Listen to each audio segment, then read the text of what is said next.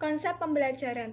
Pembelajaran dalam bahasa Undang-Undang Nomor 20 Tahun 2003 Pasal 1 Ayat 20 tentang ketentuan umum dijelaskan bahwa pembelajaran adalah sebagai proses interaksi antara peserta didik dan sumber belajar pada suatu lingkungan belajar, serta suatu rangkaian kegiatan penyampaian bahan pelajaran kepada murid agar mereka dapat menerima, memahami, menanggapi, menghayati, menguasai, dan mengembangkannya. Konsep mengajar. Mengajar adalah membimbing lingkungan pendidikan sebaik-baiknya dan menghubungkannya dengan murid, sehingga terjadi kegiatan belajar mengajar. Ada beberapa pandangan dalam mengajar menurut Al-Ghazali, yaitu pertama, memelihara anak dari perbuatan tercela.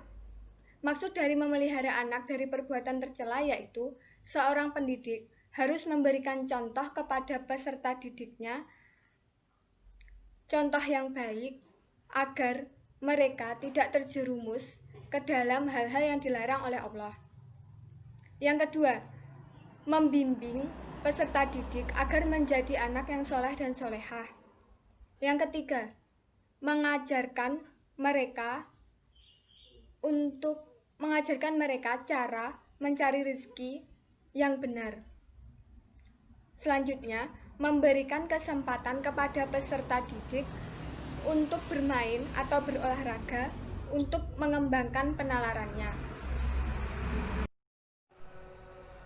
Di sini saya akan menjelaskan tentang hakikat belajar dan komponen pembelajaran.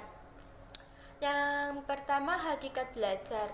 Belajar merupakan proses kegiatan yang berkesinambungan yang dimulai sejak lahir hingga sepanjang hidup.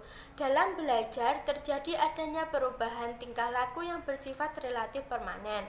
Peranan kepribadian dalam proses belajar antara lain yang pertama, aspek motivasi.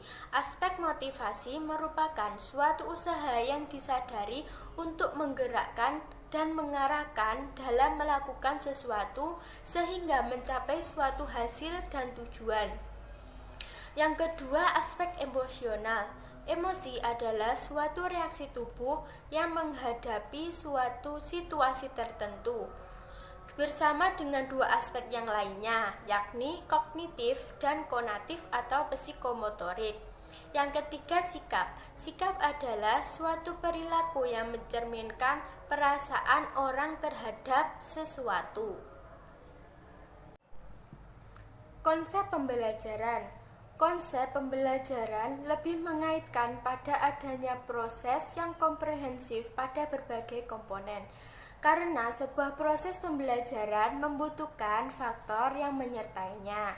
Adapun landasan konsep pembelajaran diantaranya yang pertama, filsafat, yang kedua, psikologis, yang ketiga, sosiologis, dan yang keempat, komunikasi.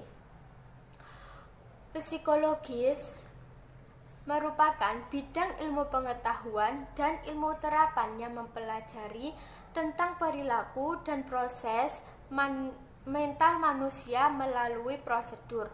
Para psikologis berusaha untuk memperbaiki kualitas hidup seseorang melalui interval tertentu. Kemudian filsafat. Filsafat dapat diartikan sebagai gagasan yang penuh pengetahuan, maka dapat disimpulkan bahwa dalam filsafat tidak ada percobaan terhadap apapun, melainkan mengungkap masalah secara jelas dan memberikan argumen terhadap solusi yang dikemukakan. Kemudian komunikasi. Komunikasi merupakan suatu proses ketika seorang atau beberapa orang menggunakan informasi agar terhubung dengan lingkungan. Pada umumnya, komunikasi dilakukan secara virtual dan verbal yang dapat dimengerti oleh kedua belah pihak. Unsur-unsur pembelajaran. Menurut Meyer tahun 2002, mengemukakan bahwa semua pembelajaran manusia pada hakikatnya mempunyai 4 unsur, yakni persiapan atau preparation, penyampaian atau presentation, pelatihan atau praktis, dan penampilan hasil atau performance. Yang pertama yaitu persiapan atau preparation. Tahap persiapan berkaitan dengan mempersiapkan peserta belajar untuk belajar. Tanpa itu, pembelajaran akan lambat dan bahkan dapat berhenti sama sekali. Salah satu tujuan penyiapan peserta belajar adalah mengajaknya memasuki kembali dunia kanak-kanak mereka, sehingga kemampuan bawaan mereka untuk belajar dapat berkembang sendiri. Dunia kanak-kanak ditandai dengan keterbukaan, kebebasan, kegembiraan, dan rasa ingin tahu yang sangat besar.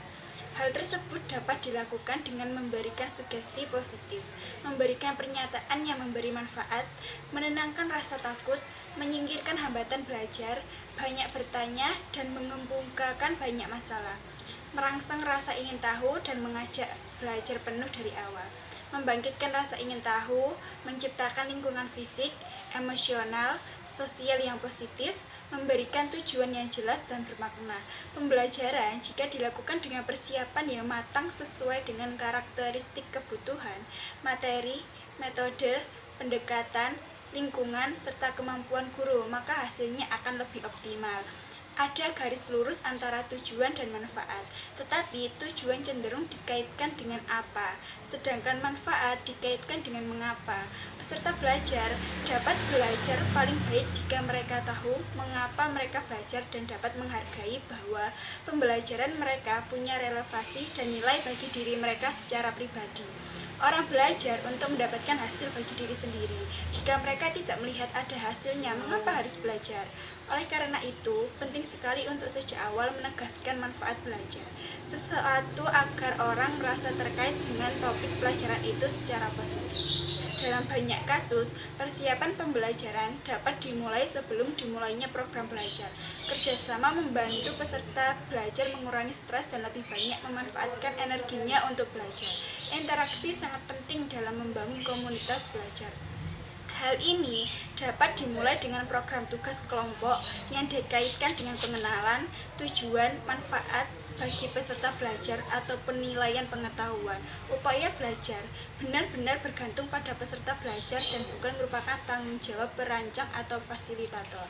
Yang kedua yaitu penyampaian atau presentation. Tahap penyampaian dalam siklus pembelajaran dimaksud dalam mempertemukan peserta belajar dengan materi belajar yang mengawali proses belajar secara positif dan menarik. Tahap penyampaian dapat dilakukan dengan kegiatan presentasi di kelas. Belajar adalah menciptakan pengetahuan, bukan menelan informasi. Maka presentasi dilakukan semata-mata untuk mengawali proses belajar dan bukan untuk dijadikan fokus utama. Tujuan tahap penyampaian adalah membantu peserta belajar menemukan materi belajar yang baru dengan cara yang menarik, menyenangkan, relevan, melibatkan panca indera, dan cocok untuk semua gaya belajar. Hal ini dapat dilakukan melalui uji coba kolaboratif dan berbagai pengetahuan, pengamatan fenomena dunia nyata, pelibatan seluruh otak dan tubuh peserta belajar, presentasi interaktif melalui aneka macam cara yang disesuaikan dengan seluruh gaya belajar, termasuk melalui proyek belajar berdasarkan tim, pelatihan menemukan atau dengan memberi pengalaman belajar di dunia nyata yang kontekstual, serta melalui pelatihan pemecahan masalah. Yang ketiga yaitu latihan atau praktis. Latihan ini dalam siklus pembelajaran berpengaruh terhadap 70% atau lebih pengalaman belajar keseluruhan. Dalam tahap inilah pembelajaran yang sebenarnya berlangsung. Peranan instruktur atau pendidik hanya memprakarsai proses belajar dan menciptakan suasana yang baru, mendukung kelancaran pelatihan.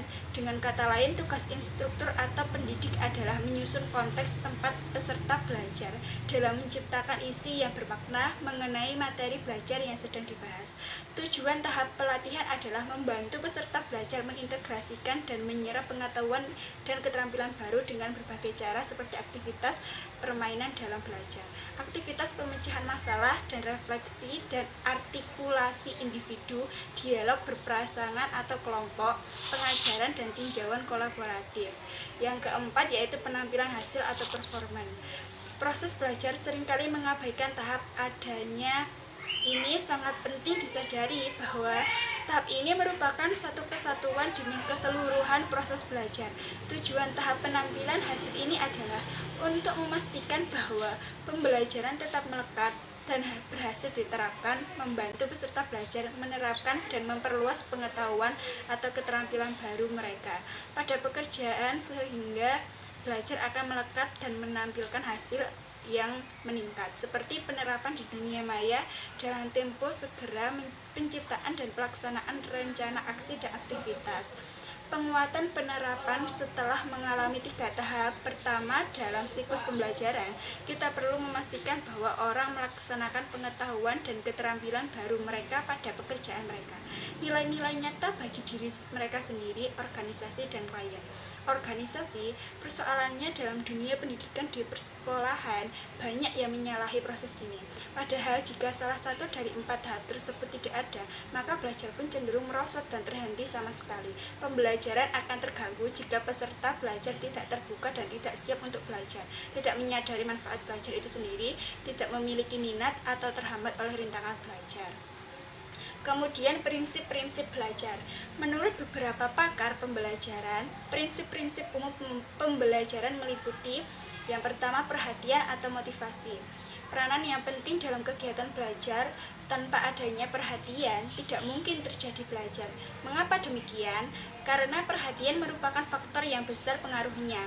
Kalau peserta didik mempunyai perhatian yang besar, maka mereka akan senang akan belajar, melihat masalah-masalah yang akan diberikan, memilih dan memberikan fokus pada masalah yang harus diselesaikan.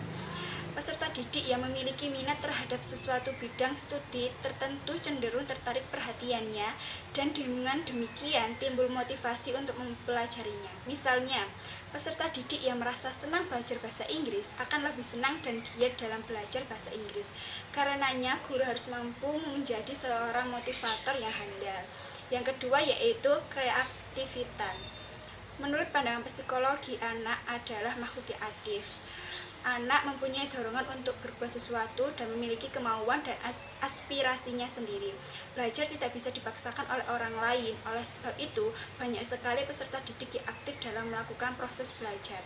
Keaktifan tersebut tidak hanya merupakan kegiatan fisik yang mudah diamati, maupun kegiatan psikis yang sulit diamati. Kegiatan fisik misalnya membaca, mendengar, dan percobaan dan lain sebagainya. Keterlibatan langsung atau pengalaman. Belajar harus dilakukan oleh peserta didik itu sendiri dan tidak bisa diwakilkan oleh siapapun. Pembelajaran harus diciptakan secara unik dan menarik sehingga peserta didik dapat mengikuti proses belajar. Sebagaimana pendapat yang dikemukakan oleh seorang filsuf Cina, Confucius, bahwa apa yang saya dengar saya lupa, apa yang saya lihat saya ingat, dan apa yang saya lakukan saya paham. Dari kata-kata bijak ini, kita dapat mengetahui betapa pentingnya keterlibatan langsung dalam pembelajaran. Yang keempat yaitu pengulangan. Mengulang besar pengaruhnya dalam belajar, karena dengan adanya pengulangan, bahan yang belum begitu dikuasai serta mudah terlupakan akan tetap tertanam dalam otak seseorang. Mengulang dapat secara langsung sesudah membaca, tapi juga bahkan lebih penting adalah mempelajari kembali bahan pelajaran yang sudah dipelajari, misalnya dengan membuat ringkasan. Teori lain yang menekankan prinsip pengulangan adalah teori koneksionismenya Thorndike. Dalam teori koneksionisme, ialah mengemukakan bahwa belajar ialah pembentukan hubungan antara stimulus dan respon, dan pengulangan terhadap pengalaman-pengalaman itu memperbesar peluang timbulnya respon besar. Yang kelima yaitu tantangan. Bahan belajar yang baru, inovatif, kreatif, dan menantang akan membuat peserta didik tertantang, dan dengan sendirinya mereka akan lebih giat dan bersungguh-sungguh dalam belajar. Hal ini menciptakan pembelajaran yang unik, kreatif, inovatif, dan menantang, sehingga peserta didik lebih menyukainya. Yang keenam yaitu balikan atau penguatan. Balikan dan penguatan sangatlah penting untuk dilakukan terhadap peserta didik, karena ketika mereka melakukan sesuatu perbuatan yang berefek baik, maka mereka akan dengan sendirinya mengulanginya lagi, dan apabila mereka melakukan perbuatan yang berefek jelek, mereka akan dengan sendirinya meninggalkan. Misalnya, peserta didik mendapatkan hasil ulangan yang baik, maka ketika mengetahui hasil ulangan baik, mereka akan dengan sendirinya belajar dengan semangat dan lebih giat lagi. Namun, kadangkala dorongan belajar ini tidak saja dari penguatan yang menyenangkan, tetapi juga dapat dengan tidak menyenangkan, atau dengan kata lain adanya penguatan positif maupun negatif dalam memperkuat belajar. Misalnya, peserta didik mendapatkan hasil ulangan yang jelek, maka mereka akan lebih giat lagi untuk memperbaiki nilainya. Yang ketujuh yaitu perbedaan individual. Peserta didik merupakan makhluk individu yang unik yang mempunyai ciri khas masing-masing, seperti berbeda minat bakat, hobi, tingkah laku, maupun sikap mereka. Berbeda pula dalam hal latar belakang kebudayaan, sosial, ekonomi, dan keadaan orang tuanya. Oleh sebab itu, guru harus memahami perbedaan peserta didik secara individu agar dapat melayani pendidikan yang sesuai dengan perbedaannya itu. Yang selanjutnya adalah komponen pembelajaran. Komponen pembelajaran yang pertama adalah tujuan pembelajaran. Tujuan pembelajaran yaitu hasil pencapaian siswa dalam belajar setelah melakukan aktivitas pembelajaran. Semua aktivitas tersebut antara guru dan siswa dijadikan pedoman dalam menentukan tingkat keberhasilan belajar. Dalam merumuskan tujuan pembelajaran, acuan yang dapat digunakan antara lain: yang pertama, harus memiliki aspek kecakapan generik. Aspek ini harus dimiliki oleh siswa. Sebagai contoh, dalam pembelajaran bahasa, siswa harus bisa membaca, menyimak, berbicara, dan menulis. Yang kedua, harus ada materi pembelajaran. Dikarenakan banyaknya materi, maka sebagai guru diharuskan dapat memilah mana konsep dasar keilmuan yang harus dikuasai siswa secara tuntas. Yang ketiga, harus memiliki nilai-nilai moral yang dapat diunjuk kerjakan siswa setelah selesai belajar. Yang keempat, harus memiliki unsur kegiatan siswa dalam mengaplikasikan kompetensi dasar pada kehidupan sehari-hari. Dan yang terakhir, kelima, harus dapat dijadikan acuan dalam pengembangan indikator keberhasilan belajar siswa. Komponen pembelajaran yang kedua adalah materi pembelajaran. Materi pembelajaran yaitu segala bentuk bahan yang digunakan untuk membantu guru dalam melaksanakan kegiatan pembelajaran di kelas, baik secara tertulis maupun tidak tertulis. Materi pembelajaran terdiri dari pengetahuan, keterampilan, dan sikap yang harus dipelajari oleh siswa dalam rangka mencapai standar kompetensi dasar yang telah ditentukan. Secara terperinci, materi pembelajaran dibedakan menjadi 5. Yang pertama, materi fakta. Materi fakta adalah nama-nama objek, peristiwa sejarah, lambang, nama tempat, nama orang, dan lain sebagainya. Contohnya, Negara Republik Indonesia merdeka pada tanggal 17 Agustus 1945. Pernyataan tersebut dikatakan fakta karena memang benar-benar terjadi, dan pernyataan tersebut merupakan peristiwa sejarah. Yang kedua, materi konsep. Materi konsep adalah pengertian, definisi, ciri khusus, bagian atau komponen dari suatu objek. Contohnya, novel adalah buku karangan fiksi yang diterbitkan oleh seseorang. Konsep di sini dimaksudkan untuk menjelaskan atau mendefinisikan suatu hal secara rinci dengan menyebutkan ciri-ciri khususnya. Yang ketiga, materi prinsip. Materi prinsip adalah dalil, postulat, rumus, teorema, hubungan antar konsep yang menggambarkan jika, maka, atau berhubungan dengan sebab akibat. Contohnya, jika es dipanaskan maka akan mencair. Hal ini dapat disimpulkan apabila es tersebut dipanaskan, akibatnya maka akan mencair. Yang keempat, materi jenis prosedur. Materi ini berhubungan dengan langkah-langkah yang dijelaskan secara sistematis dalam mengerjakan suatu tugas. Misalnya, langkah-langkah untuk mengoperasikan komputer, langkah-langkah untuk membuat tas, dan lain sebagainya. Yang terakhir, kelima, materi jenis sikap. Materi ini berhubungan dengan sikap atau nilai. Misalnya, nilai kejujuran, kasih sayang, tolong-menolong, semangat dalam bekerja, dan lain-lain. Ditinjau dari pihak pengajar, materi pembelajaran harus disampaikan atau diajarkan. Sedangkan jika ditinjau dari pihak siswa, materi pembelajaran harus dikuasai sesuai dengan kompetensi dasar yang telah ditentukan, yang kemudian akan dinilai berdasarkan indikator pencapaian belajar. Komponen pembelajaran yang selanjutnya adalah strategi dan metode pembelajaran. Strategi dan metode pembelajaran ini memiliki peran penting dalam terwujudnya tujuan pembelajaran. Adapun strategi pembelajaran sendiri adalah suatu perencanaan kegiatan pembelajaran yang nantinya akan dilaksanakan oleh pendidik maupun peserta didik dalam proses belajar agar tujuan dari pembelajaran dapat tercapai secara efektif dan efisien. Contoh dari strategi pembelajaran, yang pertama ada strategi discovery learning, yaitu dalam proses pembelajaran, peserta didik tidak akan disajikan materi atau pelajaran dalam bentuk finalnya. Akan tetapi, diharapkan peserta didik mampu untuk mengembangkan atau mengaturnya secara mandiri.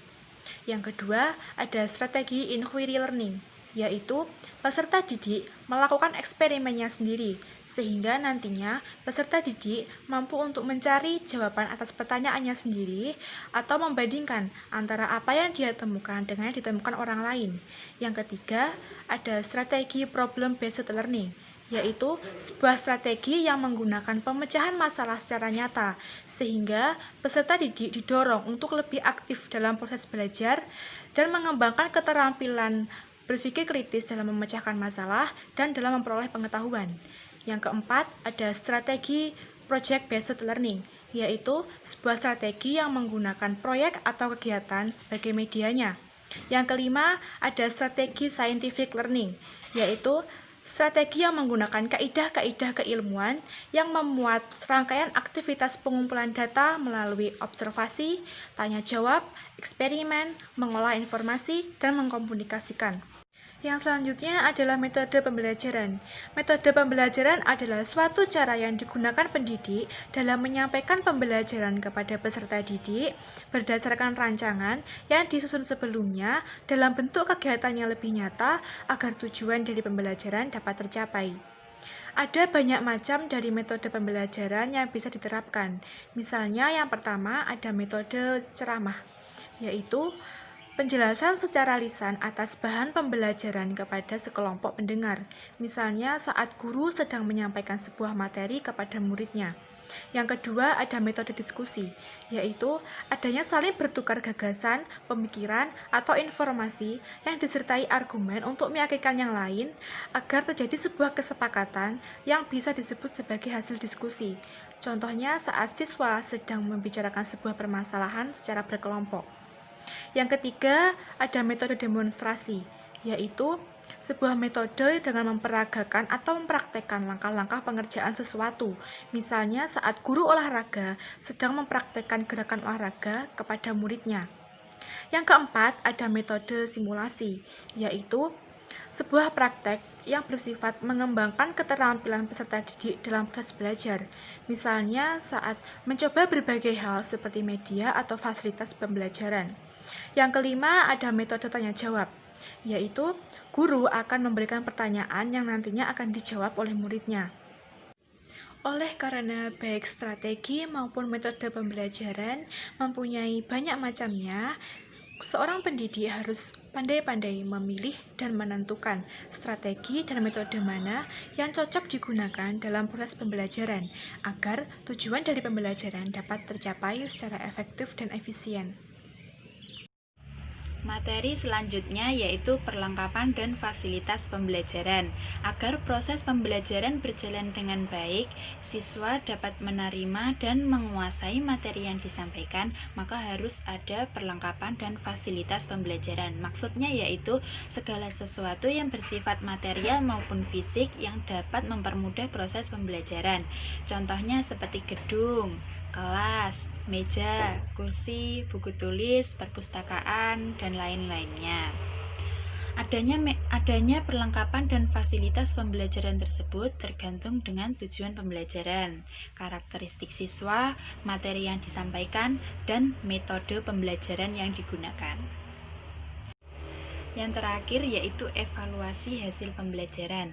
Evaluasi dilakukan oleh seorang guru pada hasil pembelajaran untuk mengetahui tingkat pencapaian kompetensi seorang siswa dan digunakan untuk bahan penyusun laporan hasil pembelajaran.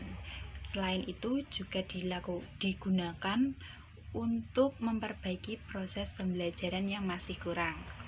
Dalam evaluasi berpedoman pada materi dan tujuan pembelajaran untuk mengetahui peningkatan hasil proses pembelajaran. Nah, adanya evaluasi ini, seorang guru dapat mengetahui seberapa jauh pengetahuan siswa dalam pencapaian proses pembelajaran dan tujuannya.